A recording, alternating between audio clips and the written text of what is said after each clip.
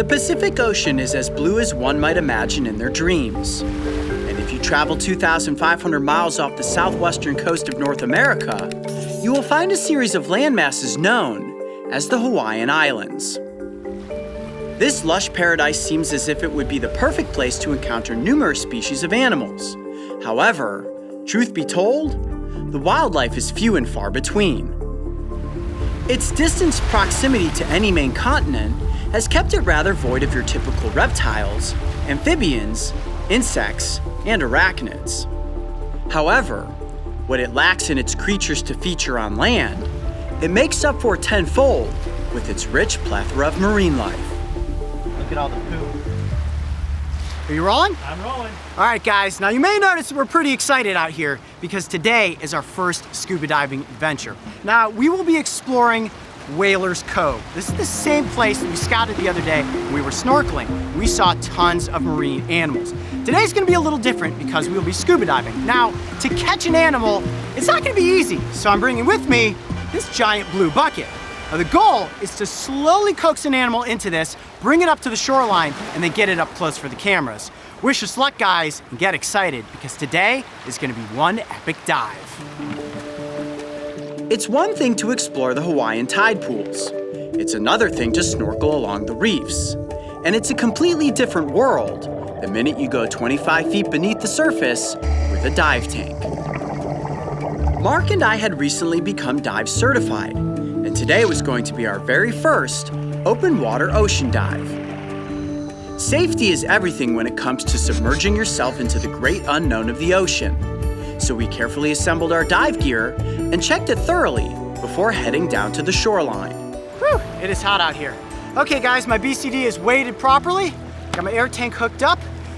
It's time to strap into this puppy and get out there into the water. All right. For those of you who are not scuba certified, let me take a moment to tell you that the instant you deflate your buoyancy control device, there is a moment of sheer terror as your body sinks toward the ocean floor like a bag of rocks. In your mind, you know that the regulator in your mouth contains the precious air that your lungs so desperately need. So you trust what your brain is telling you, and slowly you begin to breathe. This is the point where your heart rate begins to even out. You are breathing underwater, and you are not drowning. Then you open your eyes and realize that you are beneath the ocean waves in a world you never imagined existed. You look around, gather your bearings, and coordinate with hand gestures to your dive team that everything is absolutely okay. Ah yes, your dive team. One of the most important rules about diving is that you never, and I mean never, dive alone. So today we will be exploring alongside Mike and Brian, two veteran divers who know this area and its animals incredibly well.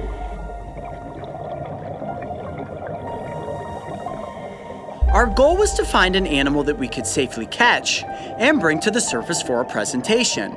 And as our dive fins propelled us forward, we immediately began to admire the schools of brightly colored fish as they darted in and around the massive coral structures.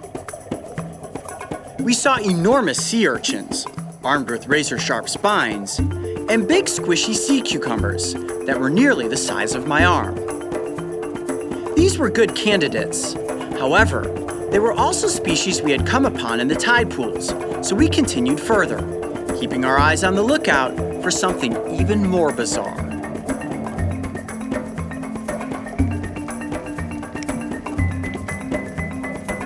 The art of diving takes some getting used to, and the real key is to take your time. For a human, life beneath the surface moves in slow motion, so as long as you pace your breathing and let your dive fins do all of the work, the experience is absolutely magical.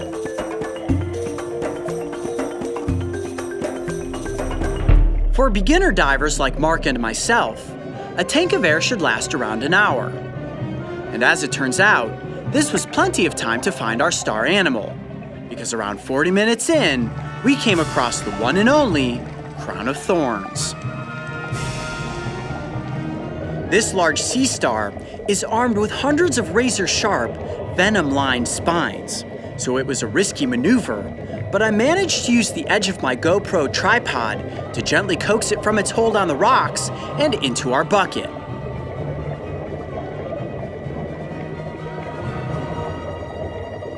Success!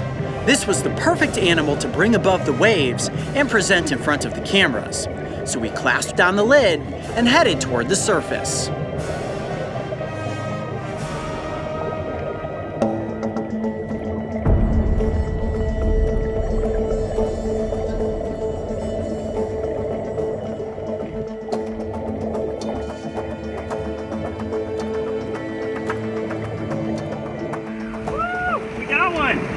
And by got one, what he means is the one and only Crown of Thorns sea star.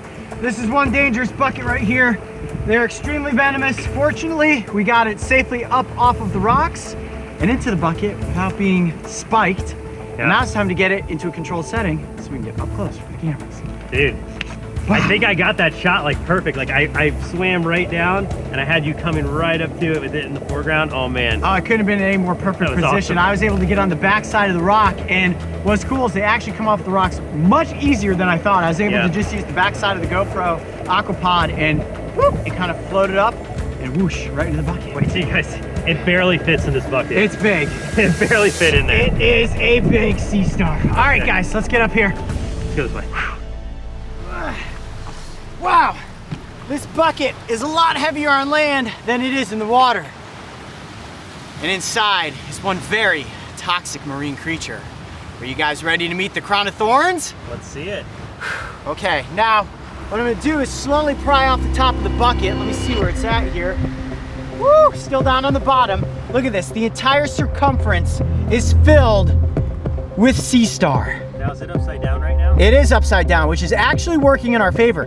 Now what I'm gonna do is very slowly pour the water into this Tupperware container, and then the sea star will gently crawl in there. Ooh, there we go. And perfect flip. There we go. Look at you. Woo! All right, let's take a minute to admire the size of this animal. Now this is one of the largest growing sea star species on the planet. I am in awe of this creature right now. I cannot believe how big it is. I was hoping maybe we would find one about the size of my hand. This is about maximum size. And you know what? I want to count its legs really quickly because I want to tell you guys about that. 1, 2, 3, 4, 5, 6, 7, 8, 9, 18 legs. Now I have read that the maximum number of legs that the radius disc that makes up its body can grow is 20. This thing has 18 legs. Now when they start off and they're small, like many sea star species, they only have around 5 legs. And as they grow, as that center disc grows, they have more arms that then grow off. Now, what I'm going to do, no, I'm not going to be spiked by the Crown of Thorns, at least not intentionally. Well, can you at least maybe see how sharp they are? Yes, I will see how sharp they are, but what I want to do first is just wear this pair of dive gloves to see if I can gently pry it off the bottom and actually hold it, because it'll be much easier for your presentation. And it can spike through those gloves. It can. That's why I want to try to handle it as gently as I possibly can. Wow, look at that animal. Unbelievably bizarre looking. Like a living pincushion. You can really see it losing its shape already. Yeah, they do. Now the body is very gelatinous, so you'll begin to notice it starts to droop as I'm holding it up and out of the water. Now these animals can stay out of the water for a significant amount of time, but I am gonna have to keep dunking it down so that it keeps its structure. I don't even know what to say about this. It's like the combination of a sea cucumber and a sea urchin, a sea star, an octopus. It's like many things all at once. Now, all of these legs are prehensile, which means they can move independently and they help this animal grip to the sides of rocks when it's under the water. And like other sea star species, if they lose one of their limbs, they can actually regenerate that limb, which means that it will grow back. And its tube feet, let me kind of turn it like this. Can you see all the tube feet on the underside? Oh yeah, here, let me get a tight shot. Oh man, it looks like they're like little mushrooms. Yeah, well, they're like little mushrooms and they have little suction cups on the end. and they use those tube feet to move through the environment. Now, we found this one on a big flat rock, which is where they usually try to hang out to keep their body spread out. And as they're slowly moving along, what they will actually do is regurgitate their stomachs. How gross is that? And then the stomach will lay on top of the coral, and digestive enzymes will break it down, and they will slowly slurp up the remains, leaving behind nothing but a coral skeleton. All right, I'm gonna set it back down into the water here for a second, really gently. And they are rather fragile. I have to be real gentle. I don't want to be spiked. Let it slowly detach from my glove.